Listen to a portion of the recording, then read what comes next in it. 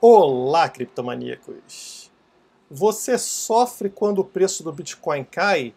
Então saiba que existe um grupo que sofre muito mais do que você, e esse grupo é formado pelos mineradores, aqueles que operam máquinas no dia a dia para sobreviver. Na hora que o Bitcoin tem uma queda grande de preço, os mineradores mais fracos são obrigados a desligar suas máquinas e sair do mercado, vendendo os Bitcoins que possuem de forma a pagar as dívidas. E é essa pressão de venda gerada pelos mineradores que coloca o Bitcoin no fundo do poço. Mas o interessante é a influência dos mineradores que continuam no mercado desse momento para frente. E é isso que a gente pode estar observando agora. Será que essa influência é positiva ou negativa para o preço? Vamos analisar os gráficos logo após a vinheta.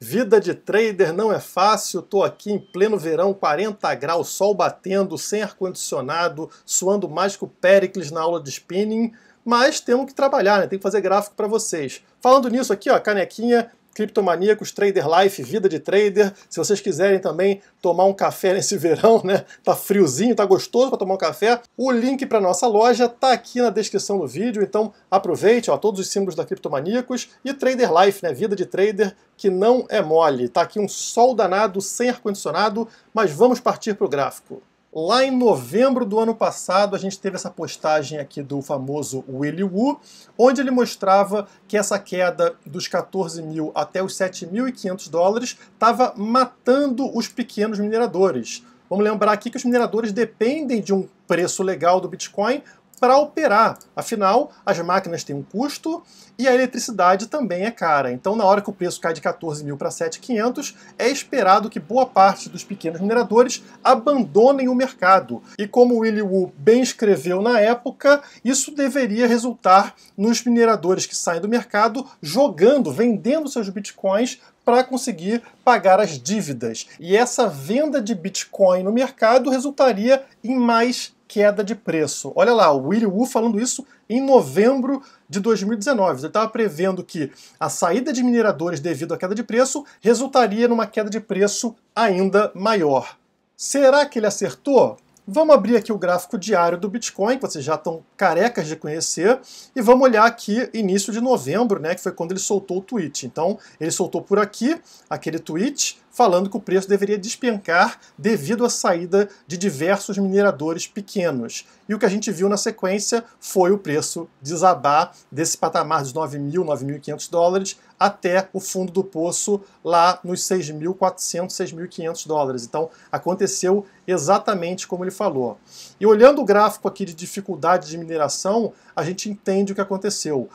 Você percebe que é uma linha constante de subida com poucos momentos onde a dificuldade é reduzida. Então isso é bem raro na história do Bitcoin, mas acontece. E se vocês olharem aqui nesse período mais recente, vocês veem a dificuldade crescendo, né, para minerar Bitcoin, até atingir um ponto de 13,7 T em outubro de 2019, né, no final de outubro de 2019. E daí para frente recuar até os 13, né? Então teve uma queda aqui realmente na dificuldade de mineração de Bitcoin, isso devido à saída dos mineradores. Outro gráfico que mostra bem isso é esse gráfico aqui, Bitcoin Difficult Rebound, onde você consegue observar o preço nessa linha azul e a dificuldade nessas linhas vermelhas. E existe uma coisa muito interessante aqui.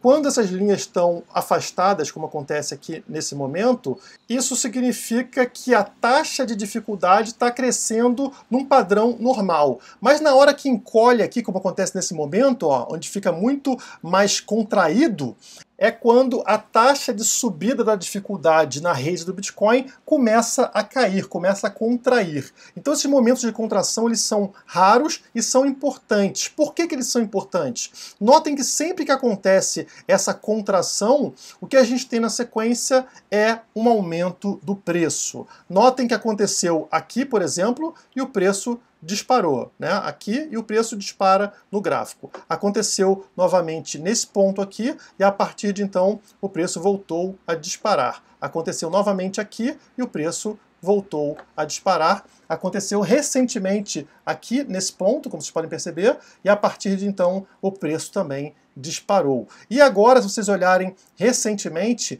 percebam que as linhas voltam a contrair, o que indica que a taxa de dificuldade da rede ela está caindo, ela não está subindo com a mesma força, ela começa a cair, como o Willy Woo tinha falado, né? Mineradores deixando devido à queda de preço do Bitcoin, isso faz com que as linhas comecem a contrair, e historicamente, como a gente viu aqui, isso significa que o preço deveria subir após essa contração. Mas afinal, por que que isso acontece? Os mineradores eles têm um custo para operar e o Bitcoin vai estar em determinado preço, vamos dizer um preço compatível com a mineração. Mas vamos supor que em determinado momento esse preço do Bitcoin comece a cair. E a partir daí isso vai afetar principalmente os menores mineradores, aqueles que têm uma margem mais reduzida de operação. Então esses, depois de um tempo, são obrigados a deixar o mercado. Eles não conseguem operar com o Bitcoin em patamares como 6 mil dólares, 7 mil dólares. Eles começam a abandonar o mercado, vendem as máquinas e vendem também suas reservas de Bitcoin. E essa pressão gerada por esses mineradores faz com que o preço desabe. Então o preço que estava lá já baixo, né, 7 mil, 6 mil, começa a cair ainda mais, para patamares lá embaixo. Só que acontece algo muito interessante após a saída desses pequenos mineradores. Por quê? Porque aqueles que permanecem no mercado, que geralmente são os mineradores mais fortes, né, os maiores mineradores, eles começam a operar com custo menor. Por quê? Porque a dificuldade para mineração vai cair após a saída de alguns mineradores. Então, como a dificuldade cai, o custo de mineração também é reduzida. Então esses mineradores começam a operar melhor e têm uma menor necessidade de vender Bitcoin. Eles começam a armazenar Bitcoin, até porque o preço, nesse momento, vai estar péssimo para venda. E como eles estão com uma visão de longo prazo, não vão sair do mercado, eles vão aguardar o preço recuperar para então fazer venda de Bitcoin. Percebam que acaba aquela pressão de venda. E se não tem mais pressão de venda, qual é a tendência do preço? Subir. Disparar. É por isso que esse gráfico do Willy Woo e todos os gráficos que eu mostrei aqui indicam que logo após essa pressão de redução de dificuldade na rede, saída dos mineradores, a tendência de preço sempre foi de disparar. O gráfico aqui na tela vai resumir isso para vocês. Essas barras brancas e pretas aqui são as velas, né, são as barras de preço do Bitcoin, como vocês estão acostumados, né? Isso vem de 2011 até aqui 2020. Essas linhas azuis que vocês estão vendo é o halving, tá? São os momentos de halving, ou seja, a redução de recompensa aos mineradores. E essas linhas vermelhas marcam meses onde a dificuldade de mineração do mês em questão foi inferior ao do mês anterior. O que é raro, como eu falei para vocês. Só temos 8 meses onde isso aconteceu. Notem aqui que são somente 8 linhas vermelhas na história, tá? Portanto, nessas linhas vermelhas significa que a dificuldade de mineração aqui foi menor que a do mês anterior.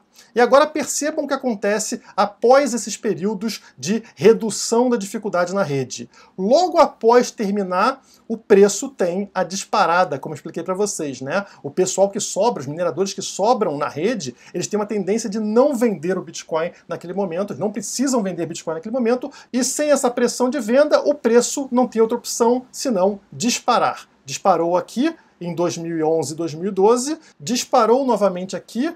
Em 2015 a gente teve essa redução, e aí logo depois disparou até 2016, e aqui também em 2018, 2 meses seguidos de redução da dificuldade da rede, na sequência o preço disparou até 2019. Agora notem o que acaba de acontecer em novembro de 2019. Sim, mais uma vez a gente teve redução nesse mês da dificuldade de mineração da rede. Então, o que vocês esperam que aconteceria após esse momento? Que o preço disparasse. Então, existe uma tendência histórica da gente ver o preço do Bitcoin subindo devido a esse evento de saída de mineradores da rede. Uma coisa interessante é que esses eventos de redução da dificuldade na rede acontecem meses antes do halving, como vocês podem perceber todas as vezes, né? Aconteceu aqui em dezembro de 2011, com halving em novembro de 2012, aconteceu em maio de 2015, com halving em julho de 2016, e aconteceu agora em novembro de 2019, com halving em maio de 2020.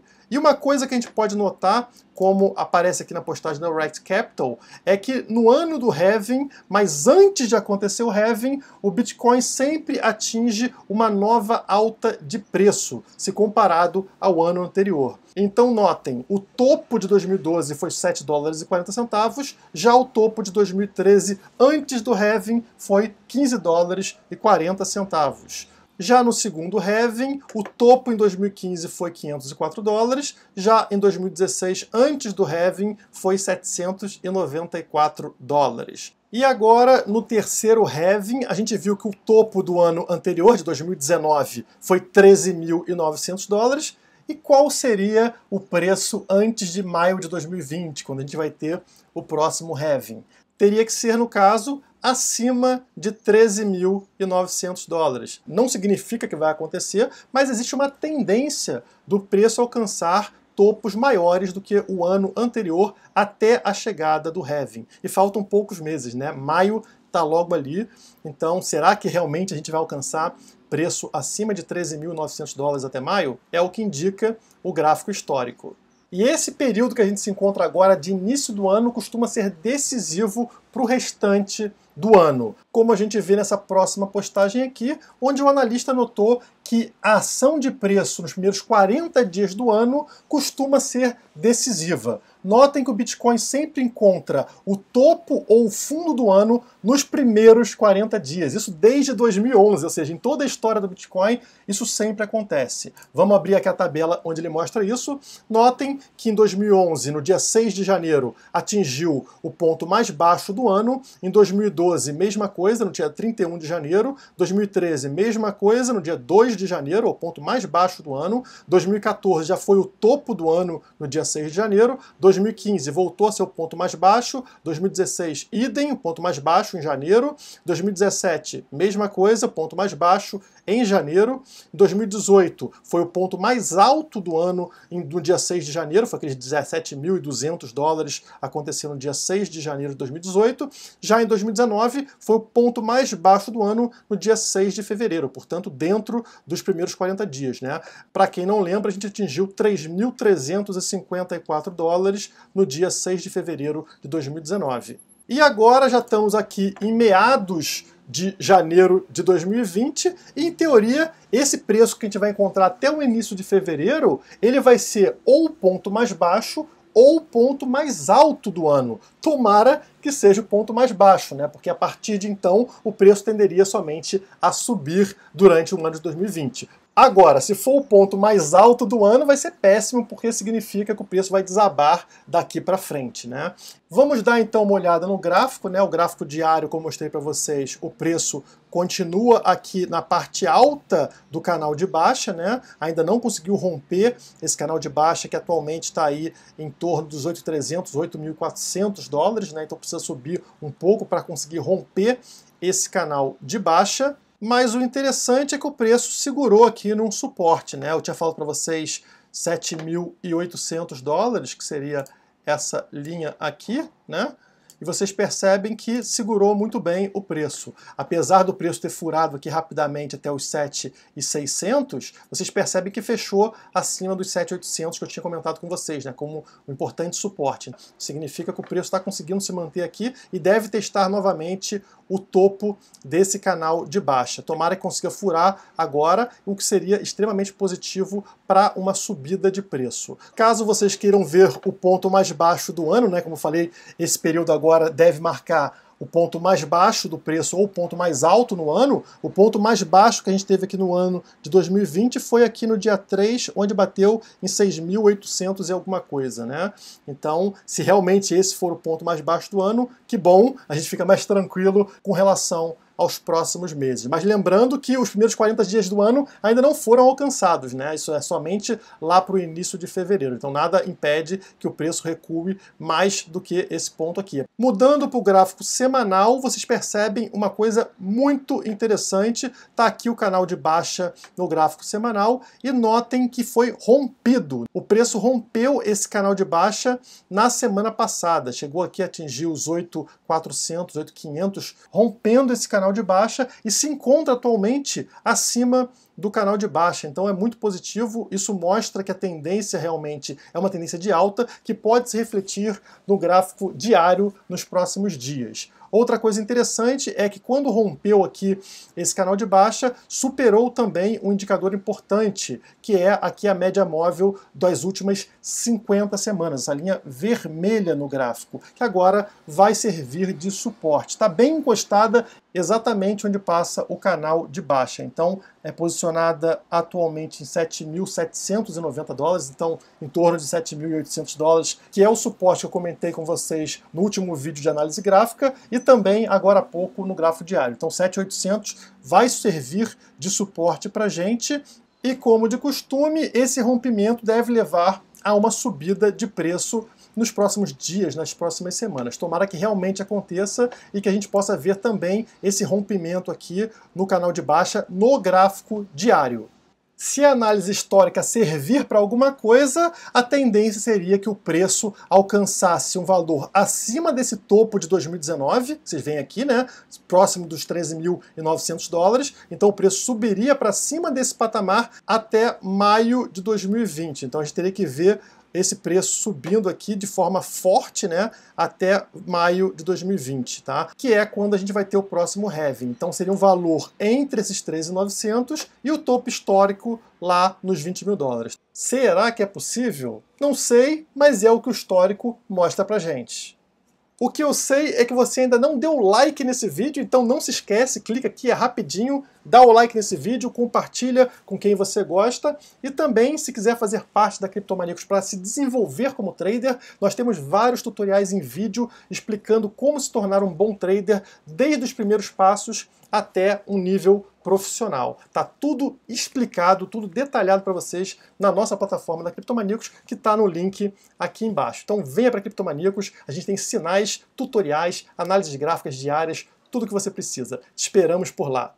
Por hoje é só, muito obrigado e até a próxima! A divulgação das criptomoedas depende de você, por isso inscreva-se no canal e deixe o seu like. Caso queira acesso a conteúdos exclusivos, nos siga nas redes sociais que estão aparecendo na sua tela.